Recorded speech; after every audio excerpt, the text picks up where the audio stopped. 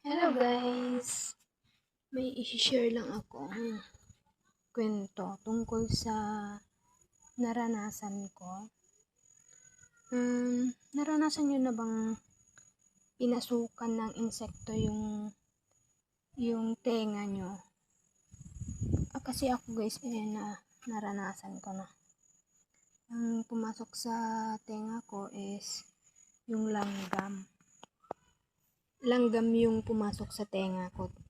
So yun, tapos gabi ata yun. Tapos natulog ako bandang mga madaling araw ay pumasok sa tenga ko.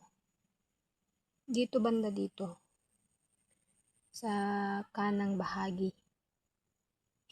Halos hindi na ako makatulog nun. Gumising talaga ako.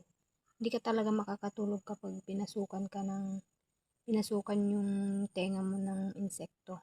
Kahit langgam man yan, kahit maliit, ganun. Masakit pa rin kasi pumasok siya sa loob. Ang ginawa ko is pumunta ako sa kapitbahay namin kasi nung that time unang beses pa lang yun nangyari sa tenga ko. May kakilala ako na napasukan din yung tenga niya. So yun, pumunta ako sa bahay nila madaling araw. Sinabi ko sa kanya na pinasukan ng langgam yung tenga ko.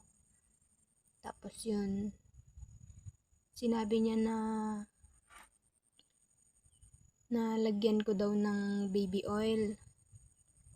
Baby oil na pero konti lang daw, hindi yung masyadong madami. Yung parang lulunurin lang yung langgam para lumabas, ganun, para mamatay siya. Tapos yun, linagyan niya ng baby oil yung tenga ko, pero konti lang. Tapos ganun mo lang.